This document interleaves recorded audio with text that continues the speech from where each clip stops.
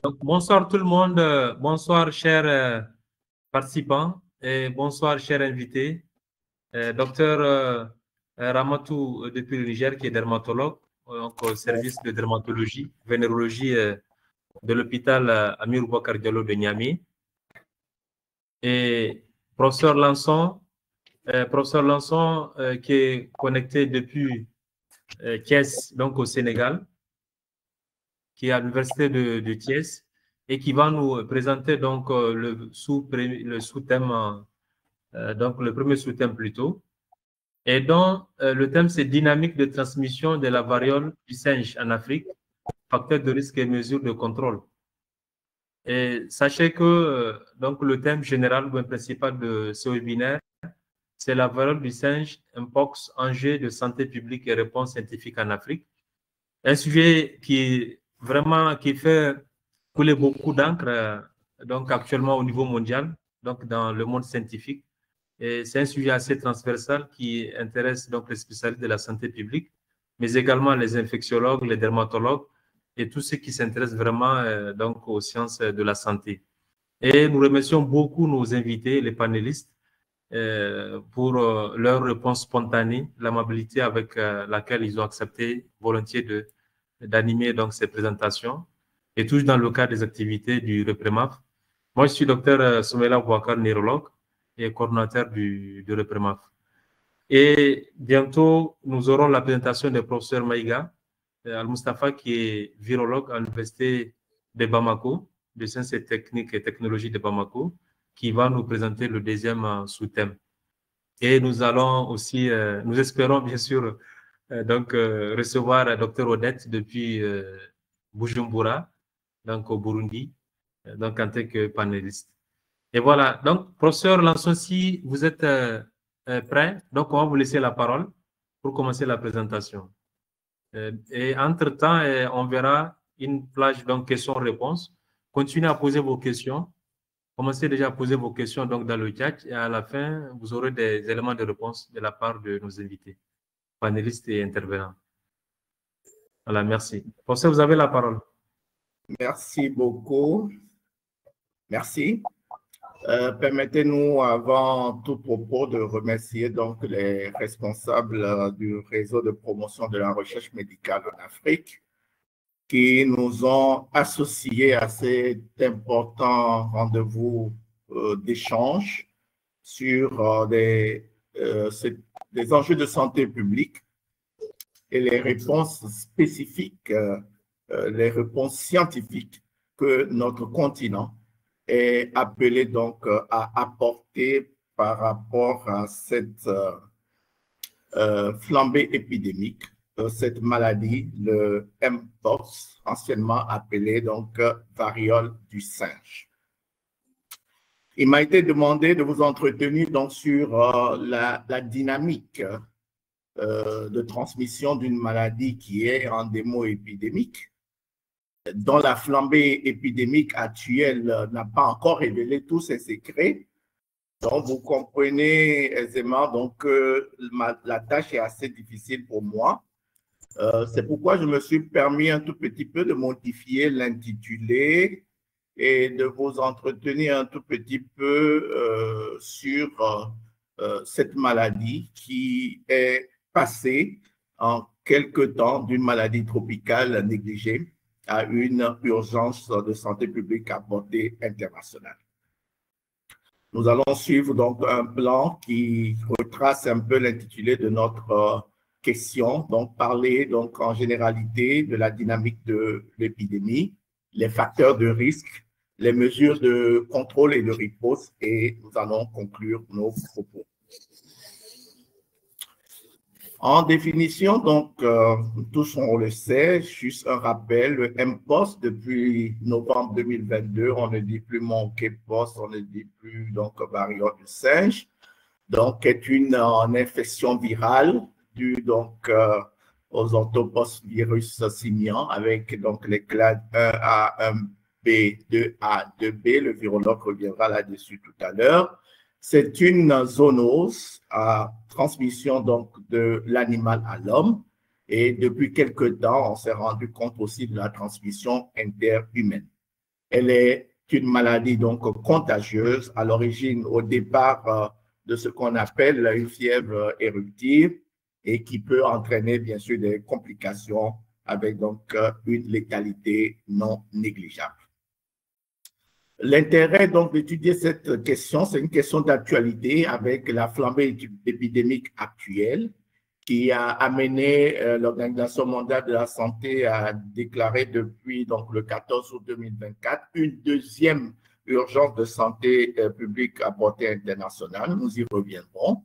Mais pour notre part, c'est surtout par rapport à la recherche et les mesures de contrôle et de riposte que l'Afrique doit mettre en œuvre pour pouvoir justement prendre en charge cette épidémie.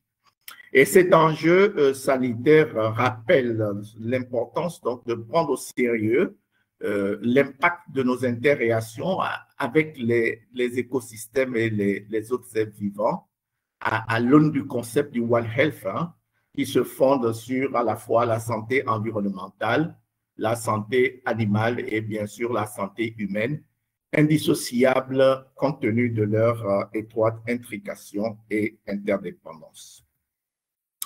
Alors, je ne vais pas m'attarder un peu sur l'historique. Nous tous, on a dû certainement suivre un webinaire. Le virus a été isolé pour la première fois en 1958, puis sur le singe en 1959, le premier cas humain en RDC dans les années 1970, l'exportation du virus aux États-Unis en 2003, la première épidémie mondiale en 2022 et puis la deuxième flambée épidémique qui nous touche actuellement.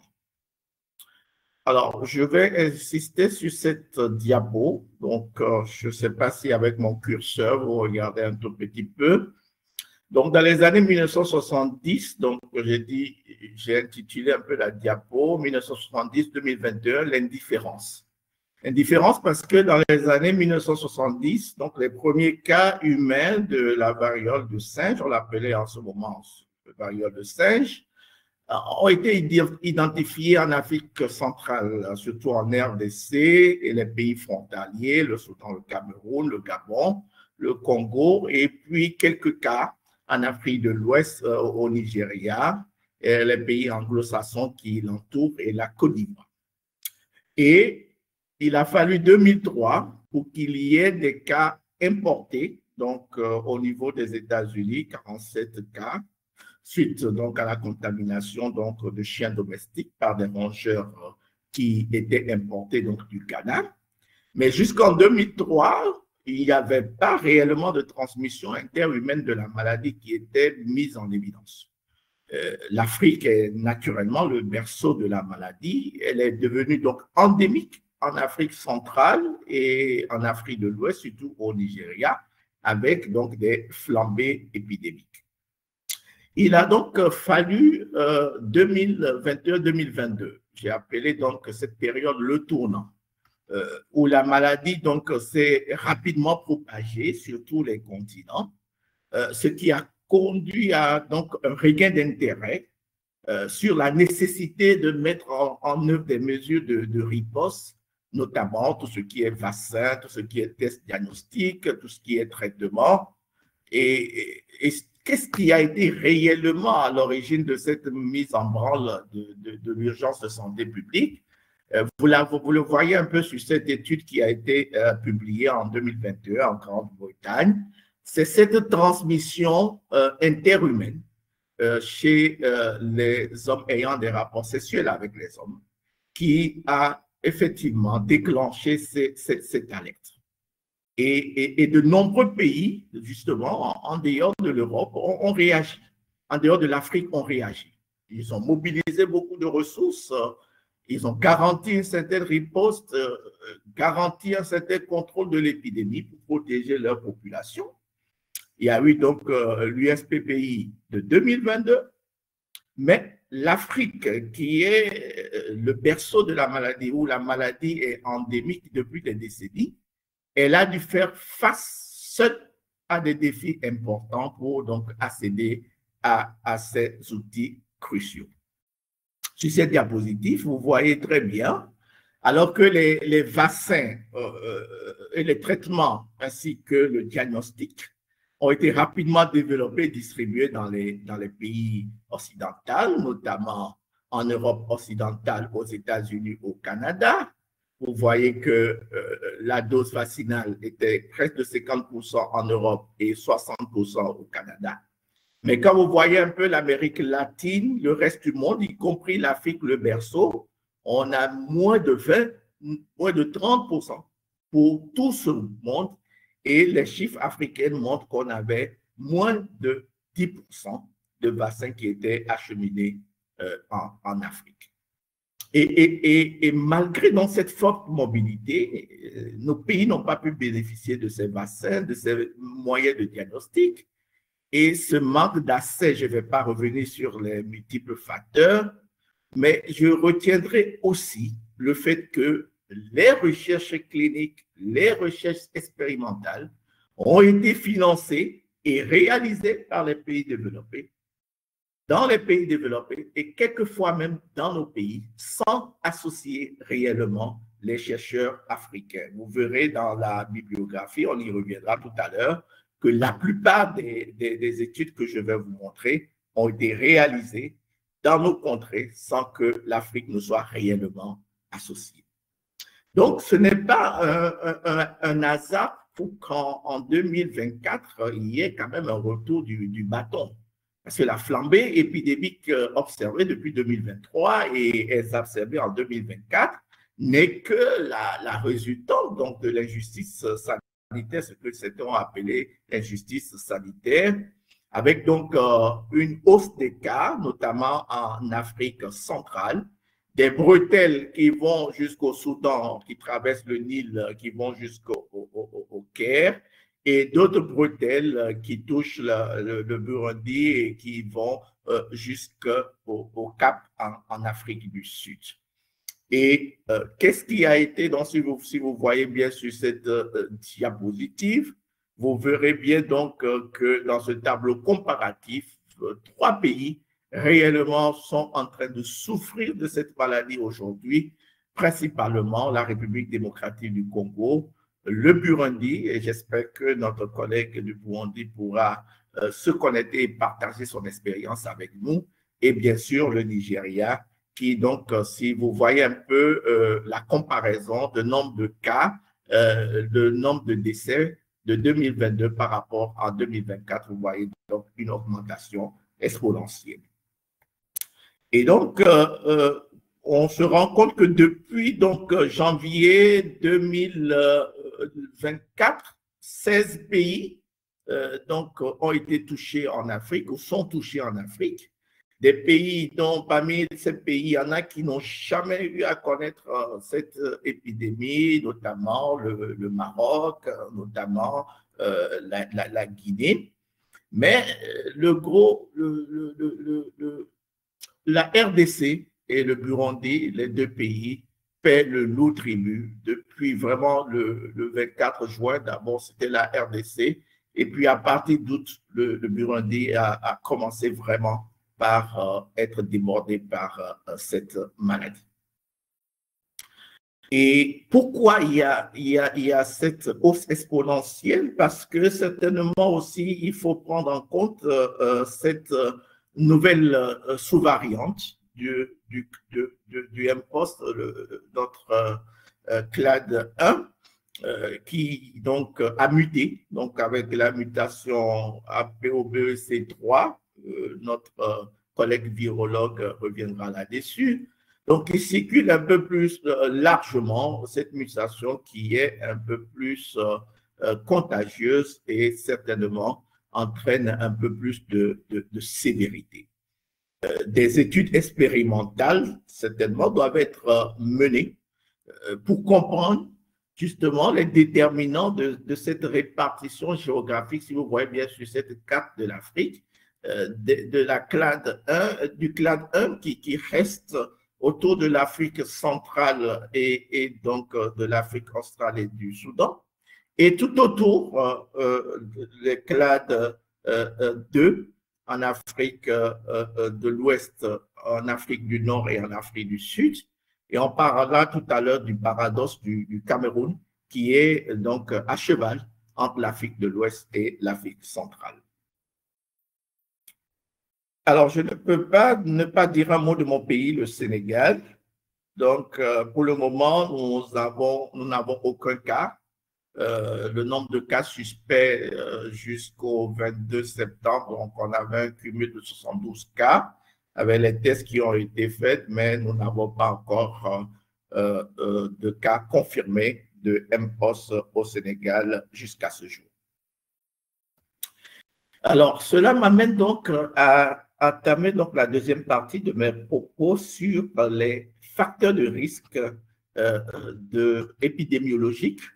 Je parlerai aussi des facteurs de risque de gravité parce que les deux sont liés. Qui parle de facteurs de risque en matière d'épidémie, en matière de maladies infectieuses, parle donc du trépied à prendre en charge, à prendre en compte, notamment tout ce qui concerne le virus, tout ce qui concerne l'hôte et bien sûr ce qui concerne l'environnement. Alors, pour étudier donc ces différents facteurs, il faut beaucoup de choses. Des études cliniques, c'est vrai, les études expérimentales nécessaires, mais nous disposons surtout de la modélisation mathématique, donc qui est un outil largement utilisé pour faciliter donc l'évaluation des activités et de gestion des épidémies. L'intérêt, bien sûr, réside dans la capacité, donc à partir de données, de les analyser, de les simplifier, mais surtout de les simuler. Donc, ça permet après d'anticiper les conséquences donc, de l'incursion d'une maladie et l'impact donc des stratégies d'intervention qui doivent être retrouvées. Ici, bien sûr, je ne vais pas vous faire l'affront de revenir sur la modélisation mathématique. Certainement qu'il y a des spécialistes en santé publique qui maîtrisent un tout peu les déterminants de l'épidémie, notamment le R0, donc, qui est donc le nombre de cas secondaires à partir d'un cas primaire, qui se calcule à partir donc, du bêta-CD, le bêta représentant donc, la probabilité de transmission d'une personne à un contact, le C, le nombre de contacts touchés, et bien sûr, la durée de l'infestation qui est le D. Alors, moi, ce qui est important pour moi, c'est quand nous prenons, par exemple, le MPOS. Beaucoup d'hypothèses ont été formulées, parce que dans la modélisation, il faut des hypothèses, et à partir des hypothèses et des variables, on peut imaginer la poursuite de l'épidémie, en tout cas de la transmission dans le temps et dans l'espace. Alors, le problème avec le MPOS, c'est que les hypothèses sont très complexes parce que la taille des populations est non constante. Il y a la notion de vaccination avec l'immunité partielle. Il y a la notion d'infection lentante et des porteurs sains qui est prise en compte entre guillemets. L'hétérogénéité et la densité des contacts, et bien sûr les facteurs exogènes, notamment les facteurs socio-économiques, les facteurs politiques, entre guillemets, les facteurs géographiques et les facteurs environnementaux. Alors, concernant les facteurs de risque liés au virus, c'est sûr que le professeur Maïga reviendra là-dessus, il est retenu classiquement que la notion des deux clades viraux dont les différentes mutations dont sont à l'origine de la contagiosité explique un tout petit peu la virulence de l'épidémie. Autant en Afrique centrale, le clade 1 qui donne des formes plus sévères avec des longues chaînes de transmission, que ce soit en modélisation ou en études expérimentales, ça a été éprouvé. Il est plus prévalent, ce qui explique le fait donc qu'on retrouve un peu plus de cas en Afrique centrale qu'en Afrique de l'Ouest, où on a un clade 2 qui est un peu plus bénin, avec une transmission interhumaine qui est au départ, avant les années 2021, qui n'était pas très connue. Alors, lorsque nous prenons donc le modèle que Grant a eu à décrire en 2020 par rapport à l'épidémie donc en RDC, on se rend compte donc que dans cette modélisation, le R0, donc l'indice de reproduction de l'épidémie, donc dans les années 24, encore qu'il faut tenir compte du fait que la campagne de vaccination contre la variole touchait à sa fin, donc il y avait une certaine immunité qui était là.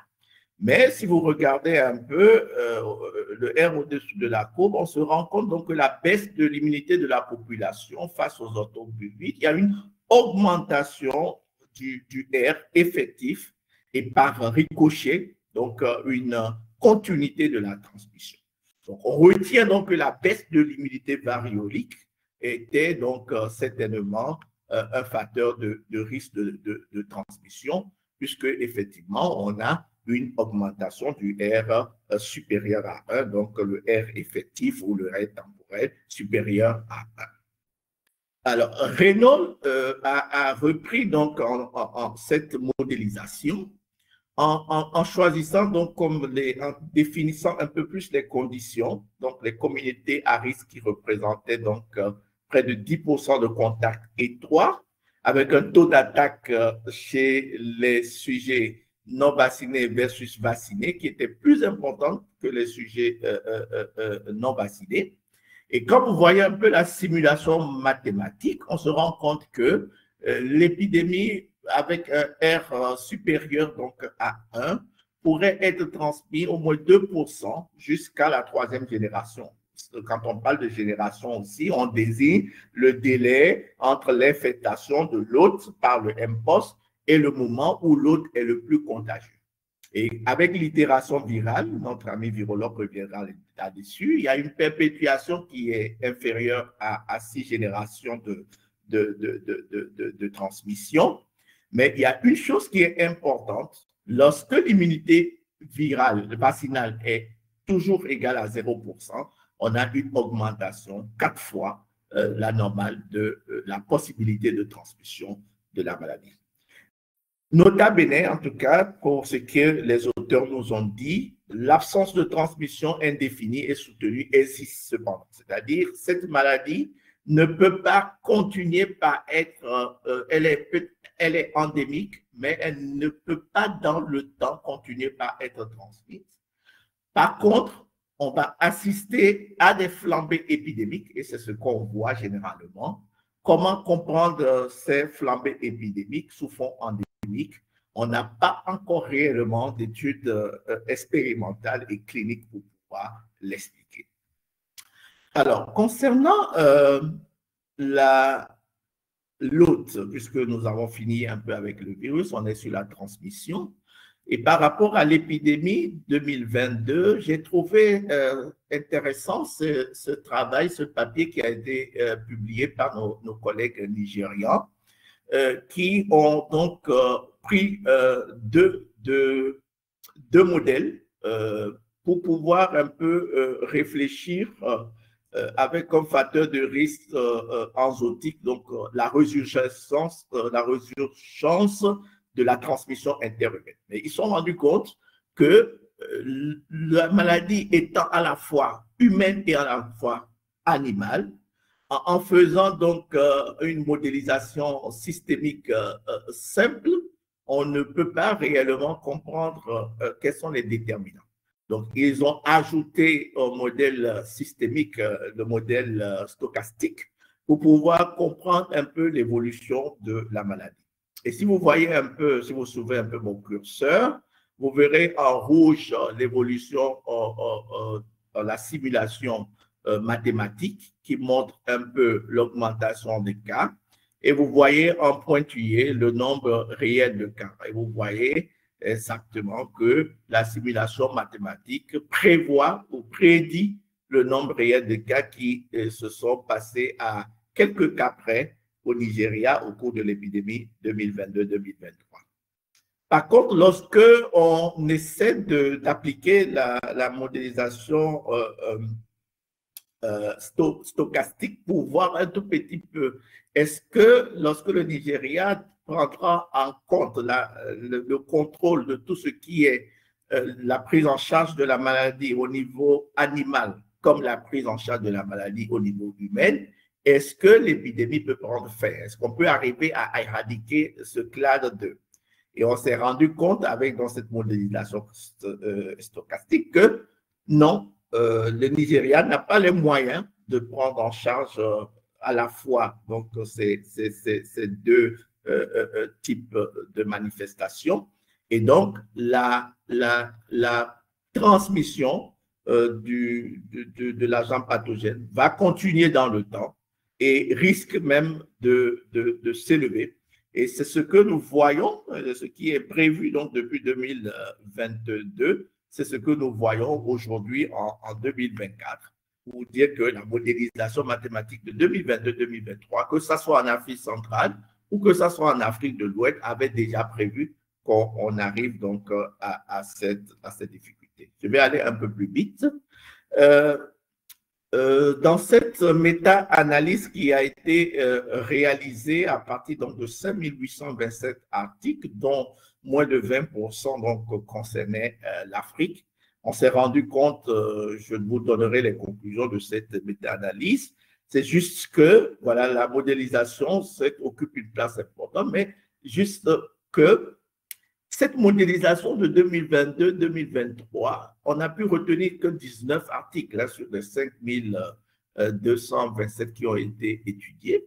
Et on s'est rendu compte que la modélisation de 2022-2023, c'est vrai, peut expliquer un tout petit peu la dynamique de la transmission, mais aujourd'hui, on ne peut pas se baser sur cette modélisation pour expliquer des choses qui se passent aujourd'hui qu'on ne comprend pas.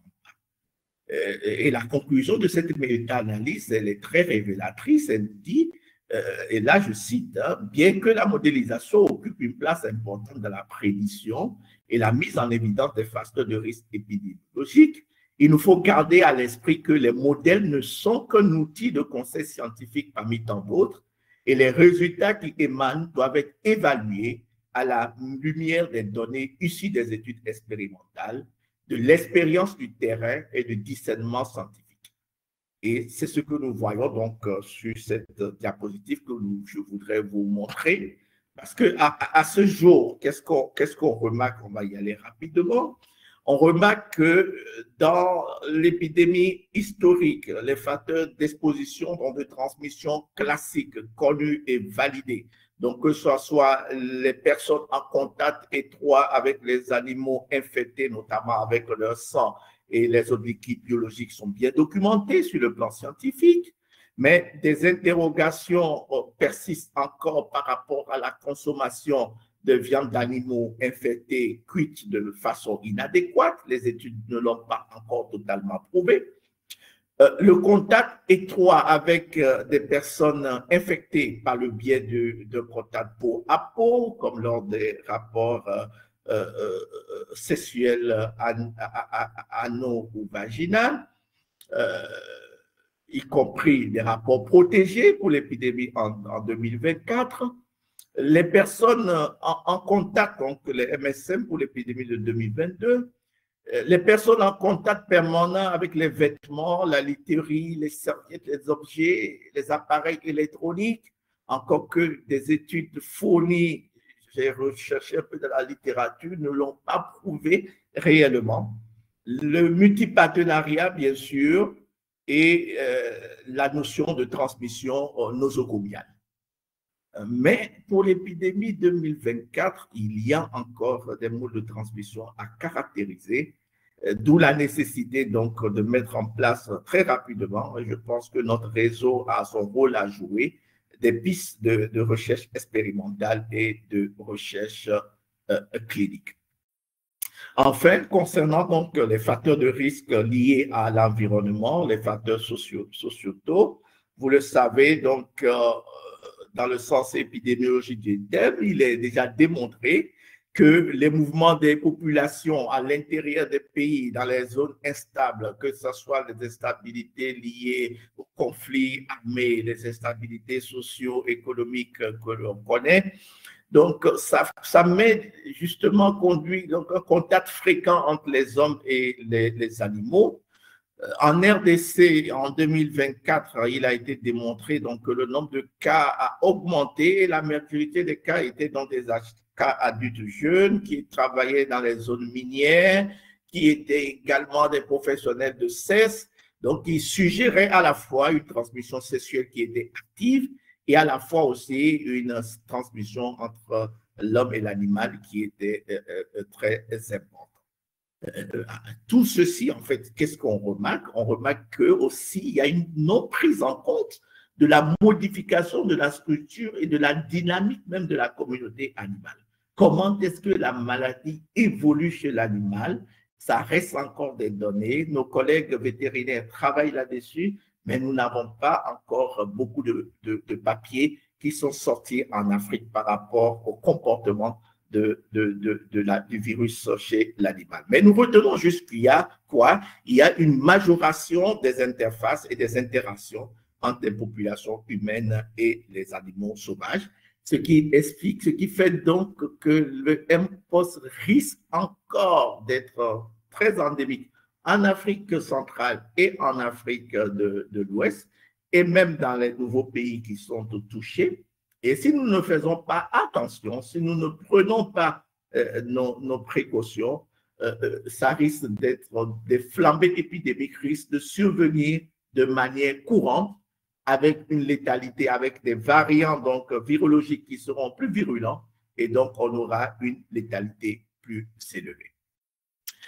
En tant que clinicien, je ne peux pas ne pas dire un mot sur les formes, en tout cas les facteurs de risque de développer les formes graves, notamment chez les jeunes enfants, donc, que sont donc l'âge, l'immunodépression, quel que soit le type d'immunodépression, la chimiothérapie, l'infection à VIH, les receveurs de greffe, les personnes atteintes de maladies chroniques, les cancers et bien sûr les femmes enceintes avec donc les risques de surinfection, de malnutrition, d'atteinte viscérale, de mort fœtale et une mortalité élevée. Encore que faut-il qu'il y ait des études actuelles, qu'il y ait des études pour nous montrer exactement quels sont justement ces facteurs de risque. Faire beaucoup d'études cas témoins serait assez important dans ce contexte-là, puisqu'on est en pleine épidémie, et puis envisager une modélisation en fin d'épidémie pour voir un peu qu'est-ce qu'on peut en tirer comme conclusion. Pour éviter donc que cette flambée épidémique continue, il faut donc qu'il y ait des mesures de riposte et de contrôle, et c'est la troisième partie de mes propos. Et donc, c'est dans ce contexte donc, que l'Union africaine, donc, à travers le CDC, a mis en place donc, ce plan continental de réponse de l'Afrique par rapport à cette épidémie.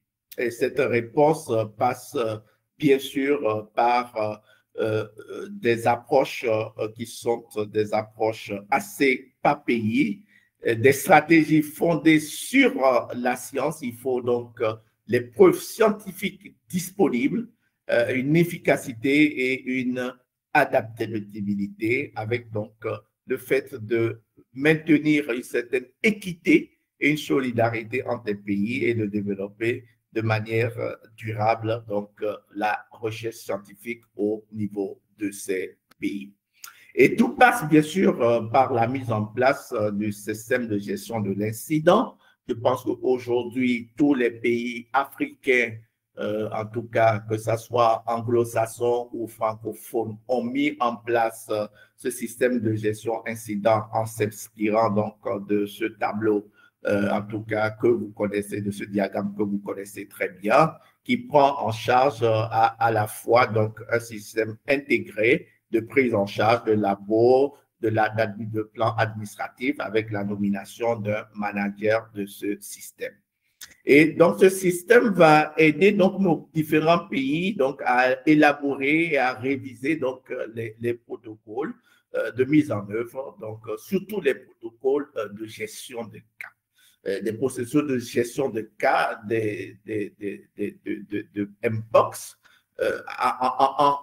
en intégrant justement la gestion, pas uniquement de mPOS, on ne va pas commettre l'erreur de la COVID-19, mais en intégrant tous les programmes, notamment la gestion des maladies infantiles, les programmes de gestion des cas communautaires, la gestion d'autres maladies, parce que vous voyez, aujourd'hui, on parle de mPOS et à côté de la RDC, le Rwanda commence par souffrir du marbourg. Donc, il faut une prise en charge intégrée dans ce contexte. Et la gestion des cas, on ne m'a pas demandé de parler de la clinique, je ne vais pas revenir sur les sites cliniques, mais je vais insister surtout dans la gestion du cas sur notamment l'isolement qui est important, un isolement qui a des conséquences sur la vie sociale du patient parce qu'il est à l'origine de prescriptions, notamment l'utilisation de préservatifs, le fait que la personne ne peut plus travailler. Et vous savez un peu en Afrique comment c'est difficile dans ce contexte-là. C'est pourquoi il faut une prise en charge à la fois psychosociale, une prise en charge de l'état mental. Et j'ai recherché un peu dans la littérature, j'ai trouvé ce papier qui a été publié donc en 2022 et qui révélait un peu les préoccupations des populations réalisées un peu dans le monde, quelques pays anglo-saxons africains, pour voir un peu quelles étaient les préoccupations des participants par rapport à cet isolement, par rapport à la prise en charge des cas. Et ce qui était ressenti, c'était surtout la discrimination liée aux marques cutanées, aux cicatrices, l'isolement des patients, l'impact de la maladie sur la santé sexuelle, qu'il faut que les contacts se cachent. Et donc, pour les traquer, c'est très difficile, ils ne viennent pas se déclarer. Et donc, tout ce qui est mis en place comme procédure de gestion et de prise en charge et de prévention sont difficiles. Même la modélisation est très compliquée à pouvoir mettre en place. La mauvaise image de soi aussi a été décrite. Et surtout, et avant tout, ce qui me tient à cœur, c'est les conséquences sur l'emploi. Et ça, on l'a retrouvé surtout dans les pays africains, parce que lorsqu'on isole quelqu'un pendant 21 jours, vous imaginez, là où l'OCDE nous dit que nos populations africaines sont dans l'informel autour de 80%, il y a un gain journalier du pain quotidien. L'isolement est vraiment un facteur bloquant de la mise en place de réponses très importantes. Il faut donc, pour cette épidémie 2024, des études socio-anthropologiques rapides pour comprendre un peu comment la communauté vit la chose et trouver des solutions inhérentes. Ça n'existe pas. On essaie, on le verra tout à l'heure, c'est la CREC que vous connaissez, mais il faut réellement que cette CREC soit mise en place dans tous nos pays. Un mot de la vaccination, rapidement, je pense que j'ai presque fini. Parmi les piliers de la riposte pour le contrôle, vraiment, la vaccination occupe une place importante. Je pense que c'est la place centrale. La vaccination à la fois des populations, on parle donc, vous tous vous le connaissez, le double ring, la vaccination des contacts et les contacts des contacts, la vaccination des professionnels de santé, des intervenants et des populations vulnérables, notamment donc les personnes immunodéprimées, les populations clés, les enfants et les femmes enceintes. Alors, si donc 2022-2023 a été donc l'année donc de l'injustice vaccinale, avec donc les vaccins qui ont été rapidement homologués, enfin qui ont été facilement recommandés par l'OMS et utilisés en Occident, 2024, heureusement, avec cette urgence, donc on a eu préqualification donc à MVBN. Et donc, il y a tout le monde qui se réveille tout autour donc, des dons de médicaments, que ce soit Gavi, UNICEF, donc vous voyez sur cette diapositive, même le Maroc, on a des cas de vaccins. Alors, je ne connais pas la réalité du terrain parce qu'il y a les choses qui se disent et il y a l'infodémie, on y reviendra tout à l'heure. C'est pourquoi j'espère que notre collègue de Burundi sera là et les autres aussi pourront partager dans le chat leur expérience par rapport à la vaccination. Ce qui est sûr, c'est que cette vaccination doit être accompagnée pour le personnel de santé d'un accent particulier sur la PCI, notamment la précaution air contact qui doit être renforcée. Aussi, je vais dire un mot quand même sur un des piliers donc, de la réponse pour le contrôle de l'épidémie, qui est donc la capacitation des laboratoires, avec donc les objectifs donc, de pouvoir séquencer, confirmer au moins 80% des cas suspects et séquencer au moins 5% des cas confirmés de MPOS représentatifs, donc sur le plan épidémiologique et géographique.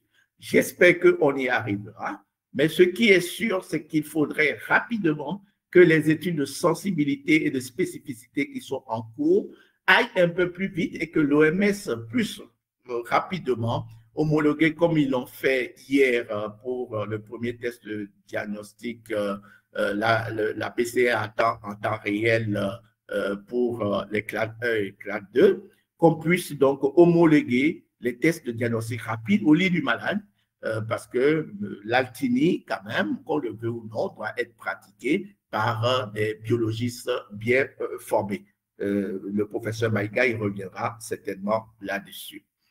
C'est pourquoi toutes ces mesures de contrôle ne peuvent être mises en place sans vraiment l'approche communautaire.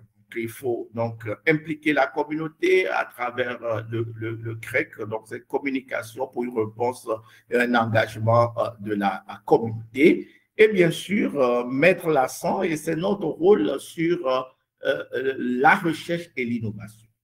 J'ai été très déçu lorsque j'ai parcouru donc, la littérature depuis un mois et que j'ai vu que près de 20%, moins de 20% de la littérature sur les MPOS ont été produits par des Africains dans les pays africains. Il faut que nous puissions nous réveiller en tant que chercheurs, ne serait-ce que la publication de nos cas cliniques ont un rôle. On peut aussi mettre en place des recherches opérationnelles, encore que les fonds devraient être disponibles. Et même, je mettrai surtout l'accent sur la vulgarisation de l'utilisation de l'intelligence artificielle. Parce qu'aujourd'hui, on ne peut plus parler de contrôle d'une épidémie sans utiliser des modèles, que ce soit des modèles informatiques ou des modèles mathématiques. Et pour ça, il faut que nous associons peut-être les personnels de santé ne sont peut-être pas bien formés par rapport à ça, mais les ingénieurs, statisticiens, mathématiciens, bioinformaticiens sont là pour nous aider à modéliser, comme ça a été fait dans le cas du paludisme, pour pouvoir bien prendre en charge ces flambées épidémiques. Enfin, je terminerai donc par la surveillance, en mettant un point sur la surveillance au point d'entrée, le diagnostic au laboratoire. Des défis restent, ils sont nombreux, j'en ai sorti quelques-uns. C'est la lutte contre l'infodémie. L'une des grosses infodémies, et on l'a vu, ça s'est retrouvé au niveau du Ghana, où le CDC Afrique avait donné des cas confirmés pour le Ghana, alors que le ministère de la Santé du Ghana a refuté ces cas en disant que c'était des cas de 2022 et que ce n'était pas des cas de 2024. Donc, faites attention contre cette infodémie, les fake news sur l'épidémie pour que le bon message soit véhiculé. Je disais tantôt aussi que la recherche expérimentale fasse sa preuve. Le paradoxe du Cameroun, je vais la raconter en une minute. Étant la frontière entre l'Afrique de l'Ouest et l'Afrique centrale, de part et d'autre du fleuve Cameroun, vous avez donc le clade 2 qui sévit séparément du clade 1. On a l'impression donc que le fleuve sépare le clade 1 et le clade 2, et jamais les deux clades n'ont pu être retrouvés dans la même partie du Cameroun. Nous étions encore au Cameroun en 2024, avec d'ailleurs des représentants de la RDC. Et justement, on parlait en mai 2024 de cette MPOS et on disait que si nous ne faisons pas attention, le MPOS va devenir une flambée épidémique. 4 mois plus tard, les raisons nous sont données. En conclusion, je dirais donc que les pays africains donc, où la variole simienne est enzootique et endémique sont réellement confrontés à une situation épidémiologique de plus en plus complexe. C'est pourquoi le recours à des méthodes non stigmatisantes pour mobiliser la communauté est essentiel à la détection et à l'endiguement de la maladie. Donc, les facteurs de risque sont certes non encore maîtrisés, mais il y a une nécessité de mener des études scientifiques à la fois expérimentales et à la fois cliniques en usant bien sûr de l'intelligence artificielle pour mettre en place une bonne réponse qui passe donc par la détection, la prise en charge des cas, la vaccination et la surveillance. Je vous remercie pour votre attention. Merci beaucoup, professeur Lançon, pour cette belle présentation. Et vraiment, nous sommes très, très bien servis. Et espérons bien que les participants donc, vont continuer à poser leurs questions dans le chat. Et en attendant, nous allons passer la parole au professeur Al-Mustafa Maïga du Mali. Donc, je rappelle que le professeur Lançon est de l'UFR de Thiès. Il est infectiologue. Et Al-Mustafa, il est virologue. Il est à l'université de Bamako. Professeur Maïga, vous êtes là? Oui, je suis là. D'accord. Donc, on va passer à votre présentation. D'accord. Vous me donnez la main.